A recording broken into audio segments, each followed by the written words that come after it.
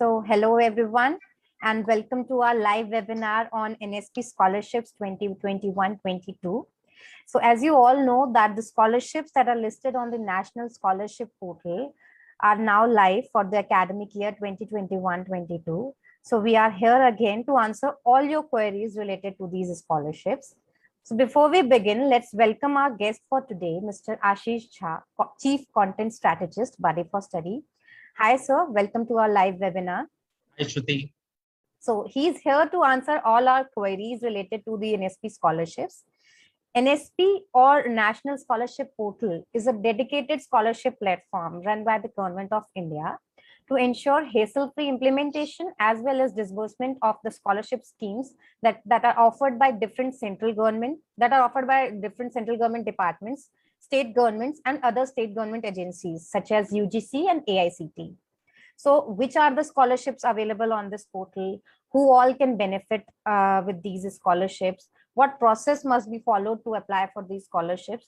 The answers to all these questions will be covered in our webinar today. And our guest, Mr. Ashish Jha, sir, will be answering all these questions. Sir, let's begin. Yeah, hi, Shruti. So, hello, students. In this webinar, I'll be answering most of the questions related to National Scholarship Portal, which is, which is a repository of different scholarship schemes. So just to give you an overview, what National Scholarship Portal is. So there's a central portal जहाँ पे कि I'll be bilingual here for the convenience of both Hindi and English speaking students. Yes, yeah. Sure, So इस जो platform है, this is a central platform managed by Government of India. And this lists scholarships offered by different central agencies, UGC, AICT, and different state governments. So over the period, over the last 2-3 years, जो बहुत सारे states ने अपने यहाँ की जो scholarship हैं, उसको भी NSP पे host करना शुरू कर दिया है, so that students एक ही portal पे आए और वहीं से listed वहां पे आके सारे स्कॉलरशिप्स को एक साथ ही चेक कर पाए. अपार्ट फ्रॉम दैट, जो नेशनल स्कॉलरशिप पोर्टल है उसको इस तरह से कॉन्सेप्चुअलाइज किया गया है कि एक बार में स्टूडेंट अगर वहां पे रजिस्टर करके लॉगिन कर ले और वहां से एप्लीकेशन अपना डेटा एक बार अपना प्रोफाइल क्रिएट कर ले तो वो डिफरेंट स्कॉलरशिप स्कीम्स में एक साथ अप्लाई कर सकते होंगे without entering their information multiple times on multiple platforms. So ये सबसे बड़ी फैसिलिटी है नेशनल स्कॉलरशिप पोर्टल के अंदर कि यहाँ पे बहुत सारे स्कॉलरशिप स्कीम्स हैं और उन सारे स्कॉलरशिप स्कीम के लिए वन सिंगल एप्लीकेशन फॉर्म है. Okay, so sorry to interrupt you sir. हमने जैसे ही अपना वेबिनार स्टार्ट किया है हमारी user queries have started coming up, so we would request all our users to stay tuned till the end of this session and will be considering all your queries towards the end of the session. So right. Yeah, moving ahead sir, you can please continue about the portal. Okay, so just giving a brief of what National Scholarship Portal offers. So ये जो national scholarship portal है ये कहीं ना कहीं हर student के लिए कोई ना कोई अपॉर्चुनिटी लेके आता है हर साल. So fortunately we are sitting at a time we are holding this discussion and webinar at a time when most of the scholarships on National Scholarship Portal is open now. And generally जो scholarships open होती हैं, scholarships जो host की जाती है National Scholarship Portal पे, वो generally 1.5 से 2 month live रहती हैं just for applicants to apply for different schemes. And once the students apply, it takes maybe 1.5 months, 2 months, depending on the agencies that conduct or run those scholarship programs to select students, and finally the disbursement, scholarship fund disbursement is done through direct benefit transfer. Direct benefit transfer का मतलब हुआ कि सीधे बच्चों के bank account में ये पैसा जाता है. तो सबसे पहले हमें ये समझना होगा कि नेशनल स्कॉलरशिप पोर्टल पे किस तरह की स्कीम्स होती हैं और कौन-कौन से एजेंसीज इस इस स्कॉलरशिप को ऑफर करते हैं। तो सर बिफोर हम इसमें आगे बढ़े, मतलब I would like to add a few things कि जैसे मतलब जो एवरी ईयर ऑन ईयर इस स्कॉलरशिप पोर्टल पे स्कॉलरशिप्स आती हैं, सो एक की फैक्ट जो मैं अपने यूजर्स को बताना चाहूंगी कि more than 2700 crores वर्थ की स्कॉलरशिप्स पहली बात तो इस पोर्टल पे लिस्ट होती है, and every year around 120 lakh applications receive होती हैं इन स्कॉलरशिप स्कीम्स के लिए, और जिसमें से अराउंड 84 लाख एप्लीकेशंस को वेरीफाई किया जाता है एंड देन उसके बाद वो स्कॉलरशिप डिसबर्समेंट होता है। तो this is a very huge platform for the scholarship. And सबसे बड़ी बात कि जितने भी स्कॉलरशिप एप्लीकेंट्स होते हैं इस प्लेटफॉर्म पे, they are first seeded with their Aadhaar number, so it's complete transparent, and वो आधार नंबर जो होता है उनके बैंक अकाउंट से कनेक्टेड होता है, so it's very transparently done, right from scholar selection to fund disbursement, ताकि वो किसी जो इम्पर्सोनेशन का कोई चांस नहीं है कि किसी ने किसी के बदले अप्लाई कर दिया, so it's very very transparent system. Now coming back to what kind of scholarship programs are available. Yeah, so first is the largest scholarship program listed on National Scholarship Portal is that from Ministry of Minority Affairs, that is also called MoMA, Ministry of Minority Affairs. So MoMA की तरफ से, right, तो मोमा जो है वो different level के बच्चों के लिए डिफरेंट स्कॉलरशिप प्रोग्राम्स उन्होंने ऑफर कर रखा है। फॉर एग्जांपल जो प्री मैट्रिक बच्चे हैं क्लास 1 से लेके 10 तक, उनके लिए प्री मैट्रिक स्कॉलरशिप प्रोग्राम है मोमा का। उसके बाद जो 10th क्लास से ऊपर के बच्चे हैं जो 10th पास कर जाते हैं, उनके लिए पोस्ट मैट्रिक स्कॉलरशिप प्रोग्राम है। Then there are also scholarship program through Ministry of Minority Affairs for students who wish to pursue a professional education, right? Professional and technical courses. Technical courses. So जो amount होता है class 1 से लेके class 10 तक के बच्चों को जो स्कॉलरशिप अमाउंट मिलता है, that is around 500 to 700 rupees per month depending on the class level. For example 1 से 5th का कुछ अलग स्ट्रक्चर है। Then there is an annual component. एक कंपोनेंट जो होता है स्कॉलरशिप में वो साल भर में बच्चों के पास आता है, दूसरा जो कंपोनेंट है वो पर मंथ आता रहता है, and this is disbursed quarterly and half yearly based on when the scholarships results are announced. For example इस साल या पिछले साल जो कोविड है उसके चलते सारे रिजल्ट्स और सारे जो क्लासेस के जो इवैल्यूएशन पैटर्न है वो not only pattern but the timeline has also changed. तो सारे स्कॉलरशिप की अनाउंसमेंट भी डिलेड हुई हैं इस साल। बट जब अनाउंसमेंट हो जाती है, क्लास के रिजल्ट्स की जब अनाउंसमेंट हो जाती है, तो बच्चों को फिर वो एलिजिबल हो जाते हैं बच्चे उस क्लास के लिए स्कॉलरशिप पाने के लिए। नाउ स्कॉलरशिप के लिए जो eligibility criteria, that is very important. वो हर स्कॉलरशिप के लिए डिफरेंट होती है। फॉर एग्जांपल मोमा स्कॉलरशिप के लिए that is completely need based, right? Two of the scholarship, that is pre-matric and post-matric, wherein there is an annual income criteria. For example pre-matric का जो है वो 1 लाख से कम है जो annual income, family income होनी चाहिए, then students उसके लिए eligible होते हैं। Similarly there is a band for post-matric scholarship also. So there are multiple layers to find the eligible candidates for these scholarship programs. Okay. So coming to other scholarship schemes, central scholarship schemes, so एक Ministry of Social Justice and Empowerment है, वो जो है वो scholarship provide करती है SC students के लिए who top in their respective higher education courses. Yeah.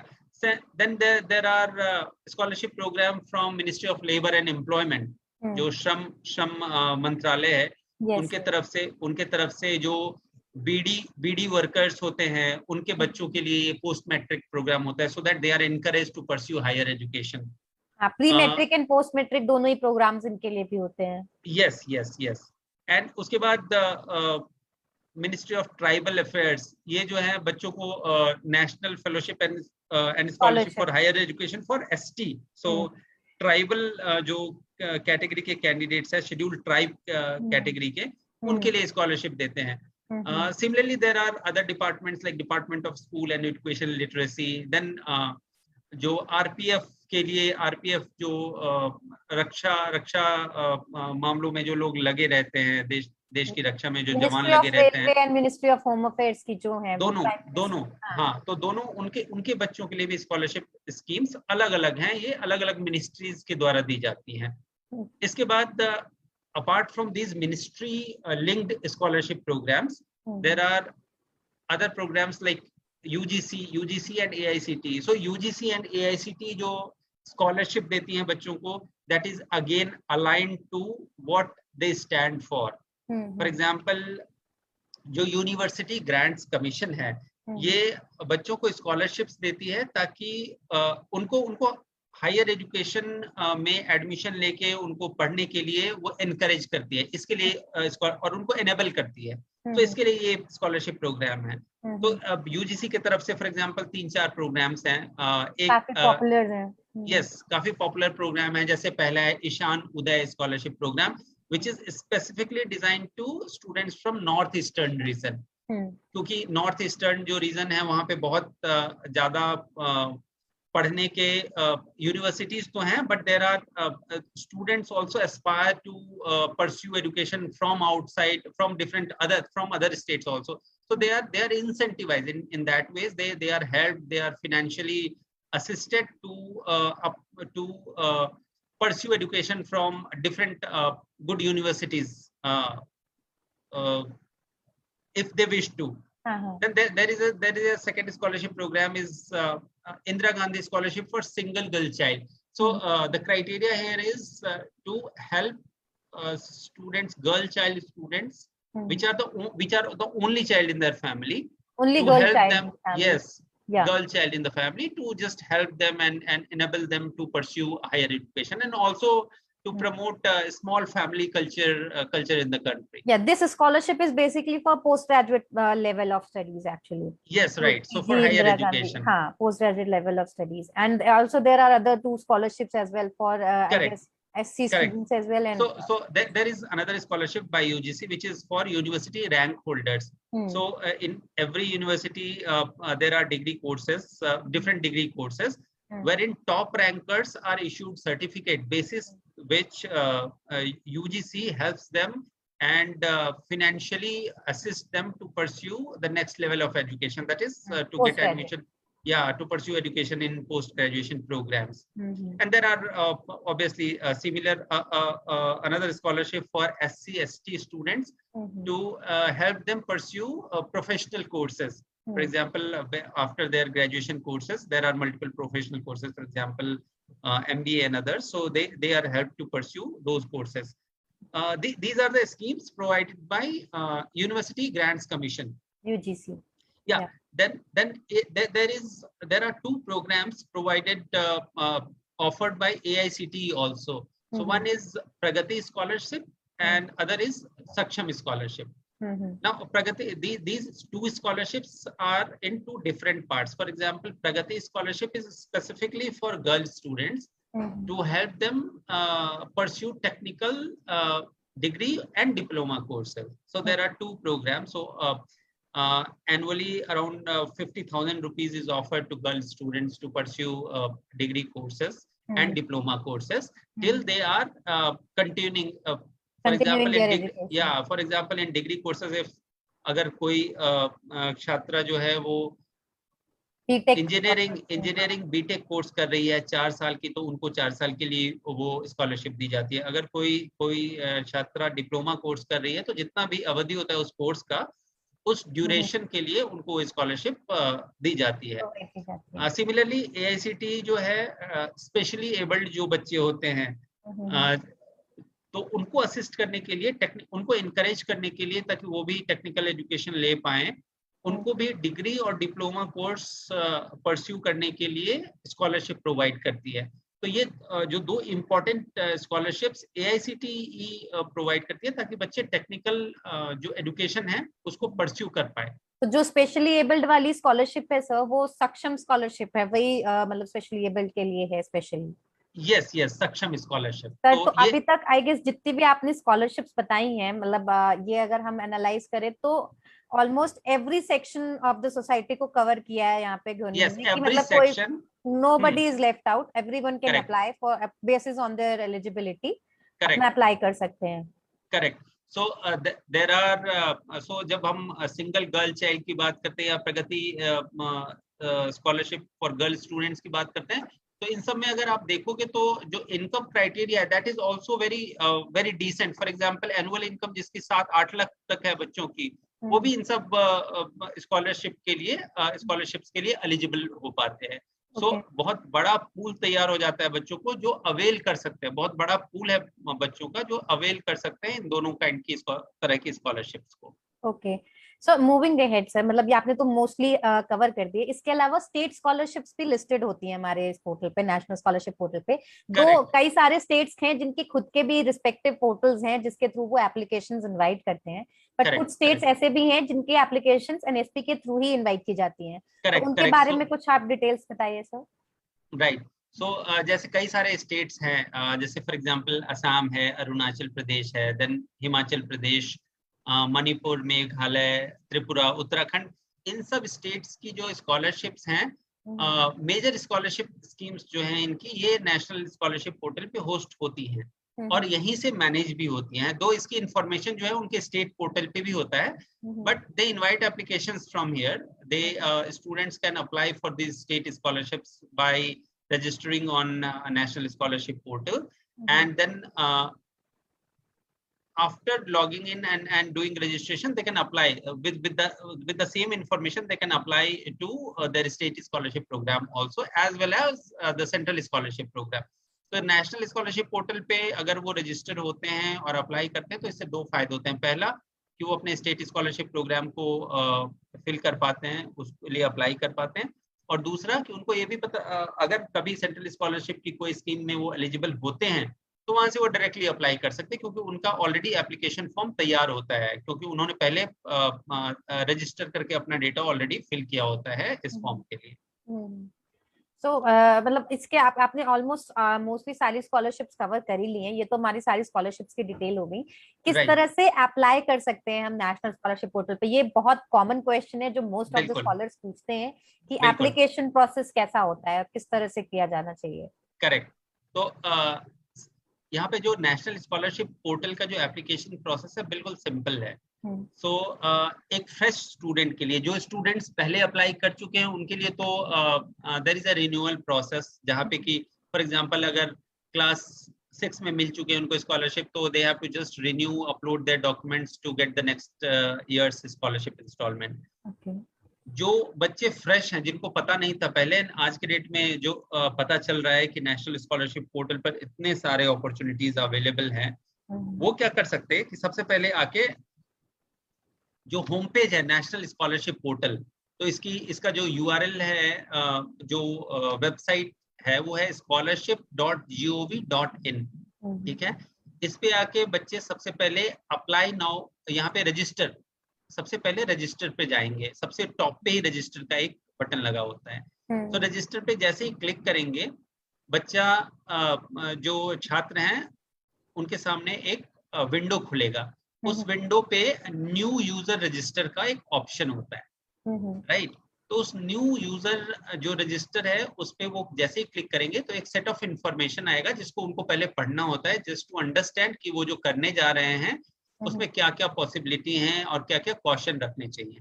तो जैसे ही वो 2-3 उसमें टिक बॉक्स होता है, जैसे ही वो टिक करके प्रोसीड करते हैं आगे के लिए, तो एक फॉर्म का पेज खुलता है, जिस पेज में उनको अपने पर्सनल जो इंफॉर्मेशन है कुछ वो देने होते हैं, जैसे किस स्टेट से वो बिलोंग कर रहे हैं, कौन सी कैटेगरी से वो बिलोंग करते हैं, किस टाइप का उनका डेट ऑफ बर्थ क्या है, देन वो जो है वो उनकी ईमेल आईडी क्या है। इसके साथ ही उनको ये भी फिल करना पड़ता है कि अगर इन केस वो किसी स्कॉलरशिप के लिए एलिजिबल हो जाते हैं और उनको अवार्ड किया जाता है स्कॉलरशिप, तो उनका बैंक अकाउंट क्या होगा। तो जब रजिस्टर करते समय ही बच्चों को अपना बैंक अकाउंट भी इसमें फिल करना पड़ता है, ताकि बाद में अगर स्कॉलरशिप उनको अवार्ड हो जाए तो फिर नेशनल स्कॉलरशिप पोर्टल के अथॉरिटीज को ये परेशानी ना हो कि बच्चे को कैसे पैसा ट्रांसफर किया जाए, क्योंकि एवरीथिंग इज वेरी ट्रांसपेरेंट और सीधे बच्चों के अकाउंट में ही पैसा जाता है स्कॉलरशिप का। तो ये सारी इंफॉर्मेशन भर देने के बाद बच्चा जब जैसे ही रजिस्टर कर लेता है तो उनको एक उनके मोबाइल पे एक ओटीपी आता है। ओटीपी वेरीफाई करने के बाद वो रजिस्टर हो जाते हैं। अब रजिस्टर होने के बाद कोई जो छात्र है वो उनको अपना पासवर्ड चेंज करने का ऑप्शन है, उनको पासवर्ड चेंज कर लेना चाहिए। रजिस्ट्रेशन के बाद में एप्लीकेशन आईडी एंड जो उनका पासवर्ड होता है वो उनके रजिस्टर्ड मोबाइल नंबर्स पे और उनके ईमेल पे जो है आता है, उसको यूज करके उनको फर्स्ट टाइम लॉगिन करने पे अटेम्प्ट करना होता है। जैसे ही वो फर्स्ट टाइम लॉगिन करते हैं तो उनको पासवर्ड चेंज करने का वो ऑप्शन आता है।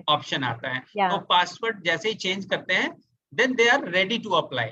तो उसके बाद अगर एक बार पासवर्ड उन्होंने चेंज कर लिया, now they can log in to apply. ठीक है, एक और बटन है ऊपर में, लॉग इन टू अप्लाई। तो लॉग इन टू अप्लाई पर जाएंगे तो प्रीफिल्ड जो डेटा है उनका, जो रजिस्ट्रेशन के टाइम पे उन्होंने डेटा फिल किया था, वो डेटा ऑलरेडी उस एप्लीकेशन के अंदर टैग हो जाता है। तो उनको वो दोबारा वो डेटा जैसे email ID, name, birth, date of birth, ये सब दोबारा फिल करने की जरूरत नहीं है किसी भी एप्लीकेशन के लिए। तो based on scholarship programs, again वहां पे जो इंफॉर्मेशन रिक्वायर्ड होता है, इंफॉर्मेशन देन प्रोबेबली कुछ डॉक्यूमेंट्स भी रिक्वायर्ड होते हैं, तो वो डॉक्यूमेंट्स अपलोड करके और उनको सबमिट कर देना होता है and they have applied for the scholarship program. So this I would like to add in it some things कि जैसे ही आप लोग मतलब यूजर लॉग इन करने के बाद में ना a user dashboard opens up and then there is an application form that is a common application form for all the scholarships। उसमें आपको सिर्फ क्लास कैटेगरी होती है, मतलब कैटेगरीज है जो स्कॉलरशिप्स की, that is pre matric, post matric और top class merit cum means.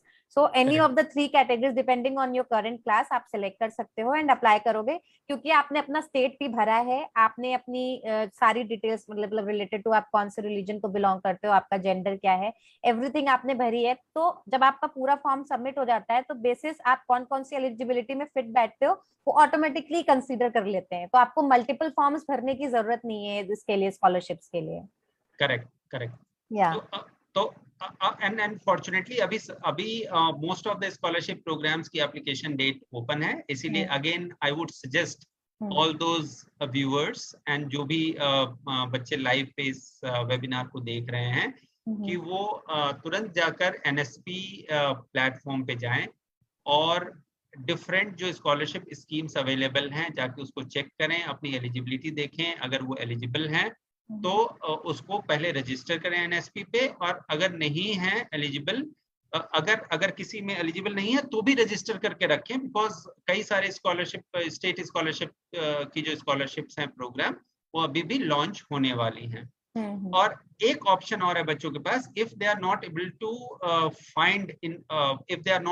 Find enough information, so there is other easier way कि बडी फॉर स्टडी पे भी सारी स्कॉलरशिप की इंफॉर्मेशन लिस्टेड है, यहाँ पे भी आके वो अपना रजिस्टर कर सकते हैं and they can filter scholarship information based on their own level of class, कि जिस क्लास में वो पढ़ते हैं तो उनके लिए कौन से रिलेवेंट अपॉर्चुनिटी NSP पे आई हुई है वो वहां भी फिल्टर करके देख सकते हैं बड़ी फॉर स्टडी पे। सर आपने डॉक्यूमेंट्स के बारे में बताया कि डॉक्यूमेंट्स भी एक इम्पोर्टेंट पार्ट होते हैं इन दी एप्लीकेशन, तो कौन कौन से डॉक्यूमेंट्स, कॉमन डॉक्यूमेंट्स हैं जो स्टूडेंट्स को प्रिपेयर करके रखने चाहिए while applying for the scholarships on NSP? Correct, this is very important and क्या होता है रजिस्टर करने के बाद, it is not that you just fill the data, आप अपना जो अदर इंफॉर्मेशन है, क्लास लेवल या परसेंटेज ऑफ मार्क्स, ये देते जाते हैं, तो ये तो इंफॉर्मेशन आप फिल करते ही हैं, but all this important information has to be backed by your document, verified document. तो वो डॉक्यूमेंट जो होते हैं वो for example educational documents, for example अगर आप ग्रेजुएशन के लिए कोई स्कॉलरशिप है और उसके लिए अप्लाई कर रहे हैं तो क्लास 10th की मार्कशीट, क्लास 12th की मार्कशीट आपको अपलोड करनी होती है। आधार कार्ड एसेंशियली आपको अपलोड करना होता है, सो दैट यू आर, आपकी जो आइडेंटिटी है वो इस्टेब्लिश हो पाए। ये नहीं कि आप 2 बारी या 2 तरीके से रजिस्टर करके जा रहे हैं, एक बार में एक आधार कार्ड से एक बच्चा ही रजिस्टर हो सकता है। And then there has to be, जैसे आपने अकाउंट की इंफॉर्मेशन दी तो इसके लिए आपको पासबुक का जो है वो भी एक डॉक्यूमेंट अपलोड करना पड़ता है, पासबुक जिसमें का आपकी फर्स्ट पेज, राइट नाम और फोटो जिसमें आती है पहले पेज पे। बैंक देन की आप डिटेल्स भी आ जाती हैं कि आपका अकाउंट नंबर और आईएफएससी कोड वगैरह राइट क्या है, वो भी आ राइट जाता राइट जो इंफॉर्मेशन आपने फिल भी करी है पहले। है। उसके बाद जो है there has to be a domicile certificate, domicile की just to prove that state which you belong to, right. अगर अगर आप स्पेशल किसी कैटेगरी से आते हैं, फॉर एग्जांपल एसटी एससी या किसी और स्पेशल कम्युनिटी से है, तो आपको कास्ट सर्टिफिकेट जो है वो अपलोड करना पड़ता है depending on scholarship program requirement. This is not necessary for all the programs, but हाँ कहीं कहीं जहाँ पे वो किसी स्पेसिफिक कम्युनिटी और कास्ट के लिए है वहां पे आपको ये अपलोड करना पड़ता है।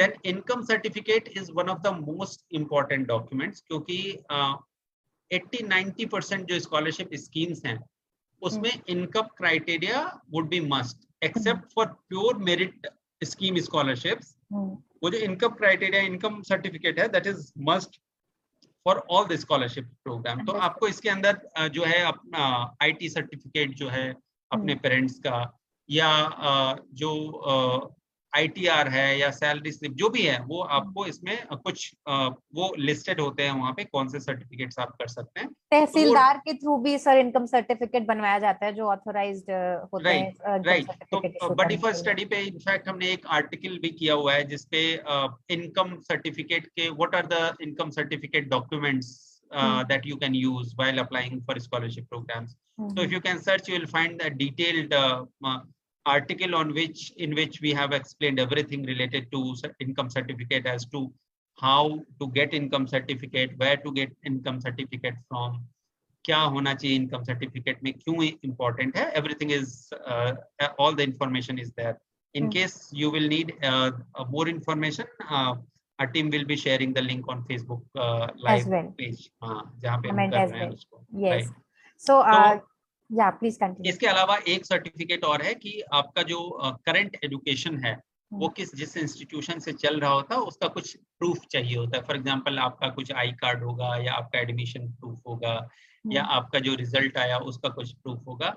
तो ये इंस्टीट्यूशन से रिलेटेड जो सर्टिफिकेट या डॉक्यूमेंट है जो आपके करंट एजुकेशन को शो करता है, प्रूफ करता है, वो डॉक्यूमेंट इम्पोर्टेंट होता है इसके लिए। तो ये सारी डॉक्यूमेंट्स आपको अपलोड करने पड़ सकते हैं based on different scholarship program के रिक्वायरमेंट क्या है उसके हिसाब से। ओके, सो ये तो हो गया डॉक्यूमेंट्स के बारे में। एनीथिंग एल्स, जैसे डूज एंड डोंट्स होते हैं हर चीज के सर, तो कुछ डूज एंड डोंट्स आप हमारे साथ शेयर करना चाहेंगे for the scholarships on NSP? हाँ बिल्कुल बिल्कुल। सो डूज तो सबसे पहले ये है कि कभी भी आप जो है वो जो आपकी इंफॉर्मेशन है, पर्सनल इंफॉर्मेशन, एकेडमिक इंफॉर्मेशन और related to your academic background, वो कभी भी किसी you have to be doubly sure that the information that you are filling in NSP form is correct. So क्योंकि अगर करेक्ट नहीं होगा तो इवन इफ थोड़ा सा अगर 65% के बदले आपने 63% लिख दिया, 63% लिख दिया कहीं आपका जो मार्क्स है, and after you get scholarship, if it is proven and if it is found that you have entered the wrong marks percentage in the form, so then your scholarship can be cancelled even after you are awarded, right? So you have to be very careful of what kind of information you are filling. You have to be sure that it is correct. In fact, before being awarded, the information that a student submits, it gets verified at the school institution level and district level as well. After that, only the scholarship is awarded. So there are chances of scholarship getting awarded is very difficult. They have to be very specific if they are entering any detail. Right. And then also if you maybe if you are filling an application form, you don't have all the information available with you. In that case, you can take a pause. You can just save your application form. You can go back to you can bring again, you can collect all the documents, cross check and cross verify the information that you are filling in the form. You have an option to edit your application form before you have finally submitted. So एक बार आप जब finally submit कर देंगे उसके बाद change नहीं कर सकते, लेकिन सबमिट करने से पहले आप कितने बार भी उसको चेंज कर सकते हैं. You can just keep it saved application form, और जब आप पूरी तरीके से श्योर हो जाएं कि ये स्कॉलरशिप पे हमने सही इंफॉर्मेशन दी है, then you can probably submit that application form. So that is these are the caution one must take, and hopefully most of the ज्यादातर बच्चों के केसेस ये हैं, जैसे सीट्स बहुत होते हैं, सबसे बड़ी बात है. This is not unlike private scholarships, corporate funded scholarships, जहाँ पे बहुत लिमिटेड नंबर ऑफ स्टूडेंट्स को बेनिफिट होता है. यहाँ पे numbers are very huge. For example जो है वो प्री मैट्रिक स्कॉलरशिप्स लाखों बच्चों को दिए जा सकते हैं मोमा की तरफ से. इसी तरह पोस्ट मैट्रिक स्कॉलरशिप्स लाखों बच्चों को दिए जाते हैं. जो यूजीसी स्कॉलरशिप प्रोवाइड करती है, this runs into thousands of students. So जो number of scholarships है, this is very high now, and that shows that the chances of getting a scholarship through NSP portal is also very high if you apply properly. So this is very actually appropriate कि मतलब if मतलब chances of getting a scholarship through NSP are very high, right, provided right, you are filling up appropriate form, correct form, and correct, submitting it on time, then only you will be getting a scholarship. Correct. And another important question, sir, that almost every student asks is by when can students apply for scholarships on NSP? This is a very common question. Right. So there you will need some patience. So once you apply, for example, scholarships are majority of the scholarships on NSP are live currently. So most of the scholarships have deadline of November 15th or November 20th or November 30th. Now, so it's open for next 2 months. You have to fill the application form first. You will have to wait. In some cases, the deadline is extended also by 15 days or 20 days. So the scholarship application itself may run till December 30th or December 15th. So by the year end, the application process is almost completed for the NSP, all the NSP scholarship, except for a few state scholarship, which is also announced in the month of January, February में भी आ जाता है delay होके, but generally दिसंबर तक close होता है. दिसंबर के बाद क्या होता है, स्टूडेंट्स का वेरिफिकेशन प्रोसेस शुरू होता है. जो इन्फॉर्मेशन आपने फिल की एप्लीकेशन में, उसको वेरीफाई करती है एनएसपी की जो अथॉरिटी स्कॉलरशिप प्रोवाइडर्स हैं, इंस्टीट्यूशन लेवल पे एंड देन डिस्ट्रिक्ट लेवल पे ऐसे होता है वो. उसको वेरीफाई करते हैं, और उसको वेरीफाई करने के बाद आपकी एलिजिबिलिटी चेक की जाती है कि आप एलिजिबल हो भी कि नहीं हो. अगर आप एलिजिबल हो उस स्कॉलरशिप के लिए, उसके बाद जो है वो आपकी नीड, जो इनकम आपने दिया है और जो इनकम का क्राइटेरिया था वहाँ, वो सब चेक की जाती है. अगर आप एलिजिबल होते हो and then a selection is done, and after you have selected, उसके बाद ज्यादा टाइम नहीं लगता. उसके बाद सीधे जो स्कॉलरशिप का अमाउंट है सीधे आपके अकाउंट में ट्रांसफर होता है. तो पहले क्या होता था, पहले स्कॉलरशिप का अमाउंट पहले इंस्टीट्यूशन में जाता था, फिर इंस्टीट्यूशन से डिसबर्स होता था.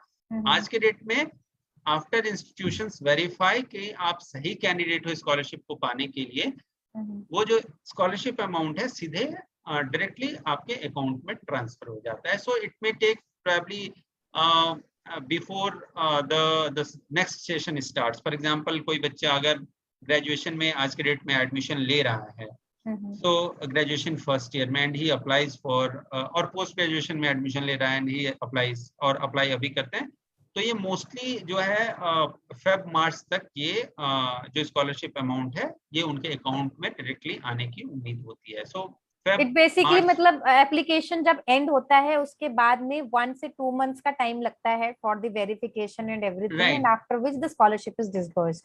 करेक्ट. तो ये होता है. So अब हम I think we have covered most of the queries that we have. Now let's address the queries that our users are asking in the comment section. So I have seen most of the users are asking like they haven't received any scholarship. Like Shahid Ahmed is asking, I apply many times but I did not got. And Mohammad Kamranul Haq is asking, अभी तक कोई scholarship नहीं आया है. And Abir Sen is also saying too much time. Yeah. अगर ये बच्चे जो हैं अपनी क्लास देखें कि किस क्लास को बिलोंग करते हैं, मतलब किस कक्षा में है ये, अभी प्री मैट्रिक में है, पोस्ट मैट्रिक क्लासेस में है ये, तो इनको हम बता सकते हैं कि स्कॉलरशिप ओपन है कि नहीं।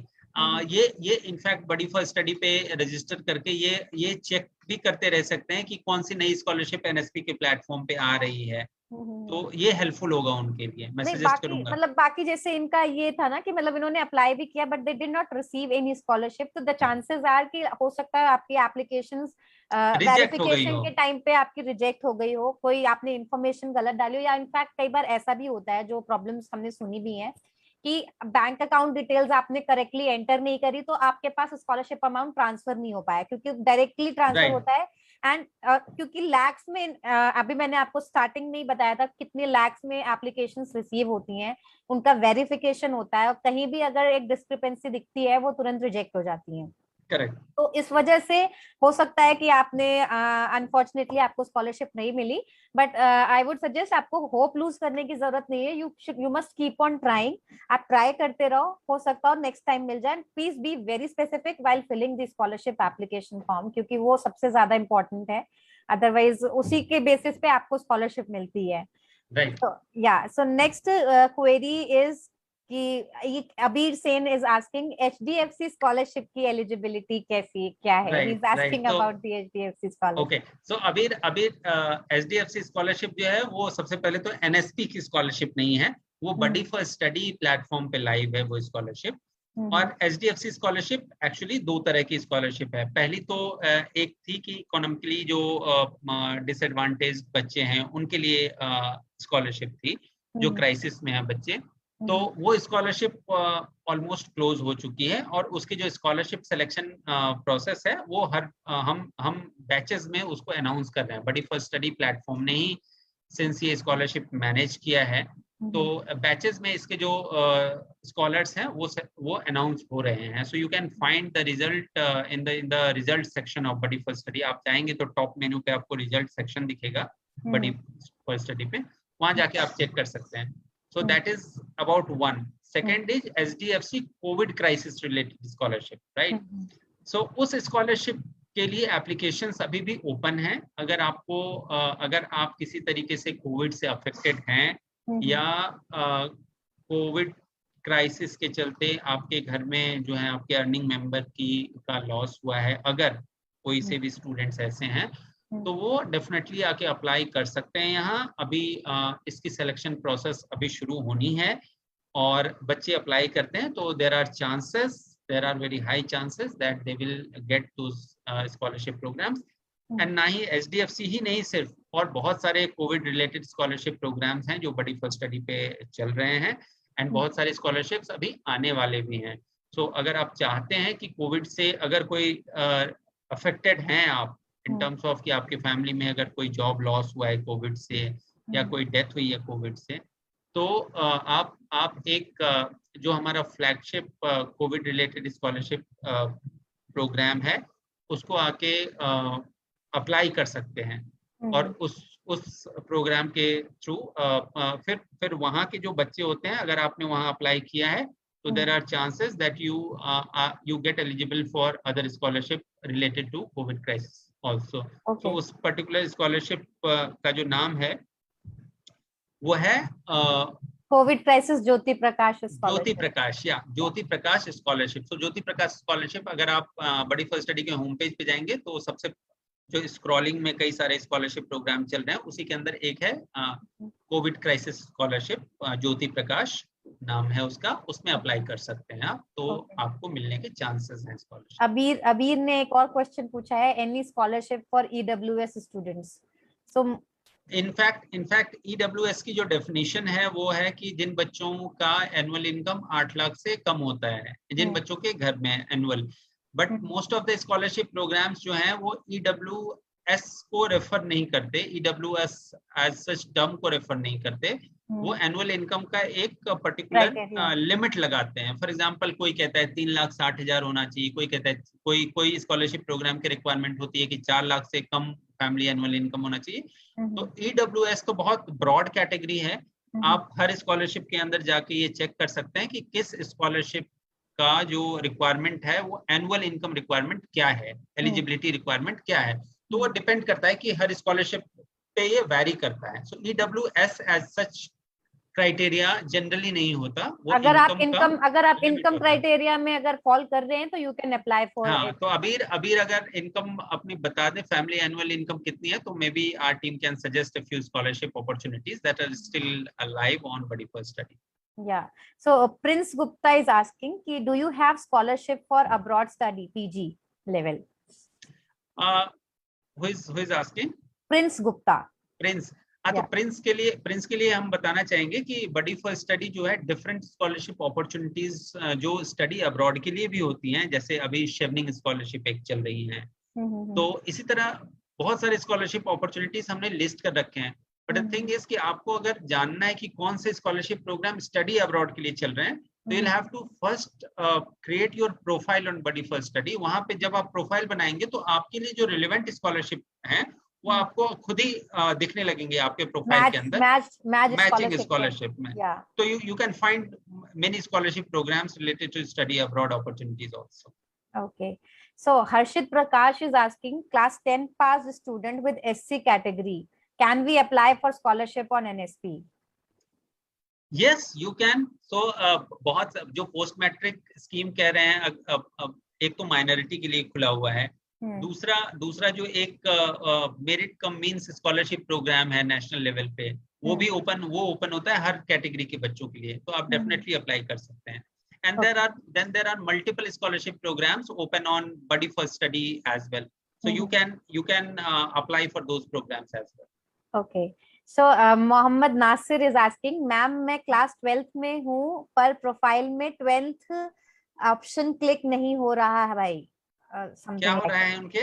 वो क्लास 12th में है बट प्रोफाइल में 12th ऑप्शन क्लिक नहीं हो रहा है। बडी फर्स्ट स्टडी पे या एनएसपी पे? ये मैं नासिर आपसे पूछना चाहूंगी, अगर आप अभी भी ट्यून्ड हैं हमारे वेबिनार में, लाइक आप कहाँ पे रजिस्टर कर रहे हो या आप किस चीज की बात कर रहे हो, क्या आप थोड़ा सा और स्पेसिफाई कर सकते हो please? In the comment section आप कर दो, so that we can help you in a better way. And इसके अलावा विजय कुमार सर पूछ रहे हैं, pursuing engineering students any scholarships? He is asking for scholarships for students who are pursuing engineering. Scholarships for students, yes, definitely we have currently on Buddy First Study we have a scholarship program, Lee Grant scholarship, which is live. Then we have just recently closed DXA scholarship program that was also for engineering students. Then there was a Credit Suisse scholarship program that was also for engineering students. So there are multiple scholarship programs. अभी कई सारे scholarship programs आने भी वाले हैं, तो just keep a tab on. In fact, we have recently launched Schaeffler India Hope Engineering Scholarship, that is also for engineering students only. Yes. So we Buddy First Study keeps launching such scholarship program in partnership with corporate partners. Okay. So you can avail such opportunity by just registering. You'll start getting alerts on relevant scholarship opportunities. Okay. So Mohammad Nasir is saying कि उन्होंने बडी first study पे register करा होगा, तो वो class 12 पे option नहीं आ रहा है, क्लिक करने का नहीं हो रहा है। नासिर अगर आप अपना ईमेल आईडी दे पाए तो आप उस पे दे दीजिए, और अभी हमारी जो टीम है, ऑपरेशंस टीम है, वो आपको रीच आउट करेगी जस्ट टू आइडेंटिफाई कि क्या प्रॉब्लम हो रहा है and just to help you कि आप क्यों नहीं कर पा रहे हैं। डेफिनेटली हेल्प होगी आपकी। और अगर इन केस लाइक अगर आपने already at the time of registering आपने क्लास सेलेक्ट कर रखी होती है ना, तो क्लास चेंज करने का ऑप्शन नहीं आता है। आप क्लास आगे जरूर बढ़ा सकते हो बट क्लास बैक नहीं कर सकते हैं, तो वो भी एक पॉसिबिलिटी हो सकती है। सो आप अपनी आईडी, आप ईमेल आईडी आप शेयर कर सकते हो। वी कैन आप मतलब इनबॉक्स में, not in the comment section, आप हमें इनबॉक्स पे शेयर कर दो and our team will get back to you accordingly. ठीक है। And now I think this is one other comment is coming. Sandeep Kumar is asking for MTech any scholarships. He is asking for scholarships for MTech students. Yes, so there are many higher education institutions like IITs and other private universities. They offer scholarship programs, and Buddy First Study has also listed many such scholarship programs where students are offered some financial assistance to pursue MTech programs, especially in Indian institutes of different Indian institutes of technology. So one of the most popular is AICT GATE scholarship, that is for the students who have qualified GATE and are willing to pursue MTech programs. Correct. And then there are specific opportunities in individually in different IITs. So there, that can also help in students pursuing MTech programs. So you can just browse on Buddy for Study. You will find multiple MTech related scholarship programs. So I would request you, Sandeep, to complete your profile on the portal, and you will be getting the match scholarships in the match scholarship section, and you can apply for them accordingly. Right. This is So your Shruti, current class selection. Yeah. Right. Shruti, so if you have any last question.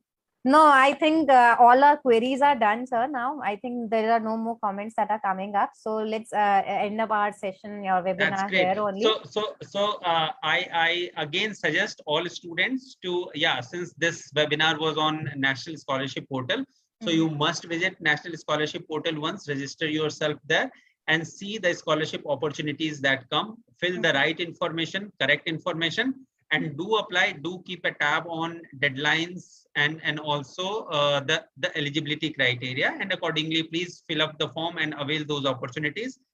Additionally, you can also look into the opportunities that are available on Buddy for Study. So you can also register here, and in the similar way you can apply for the relevant scholarship programs that is matching you which you are eligible for. And wish you all the best. So I would like to thank you, sir, for joining us for this webinar and making it as much informative as you can. So I think this has helped our users a lot in understanding the scholarships. And Shruti, one thing to note. So we will be having this webinar now on weekly basis. I will be obviously announcing these webinars on different subjects. For example, next time when we come with this webinar, this will be on all the private scholarship opportunities which are live and available for students, different students.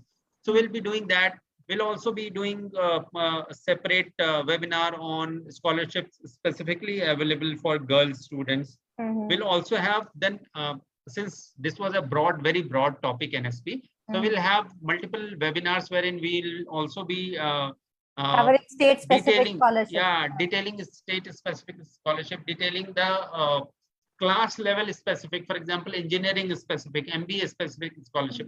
So all these webinars will be, we will be scheduling all those webinars, and we will welcome you to join those webinars in future as well. So I would request all our users to follow our Facebook page and stay tuned to it, so that whenever any event comes up, please join our event and it will be informative for you all. Yeah. Thank you, Shruti. Thank you so much, sir. Thank you to all our users. We'll come up again next week. Till then, goodbye. Thanks a lot. Bye-bye. Bye-bye.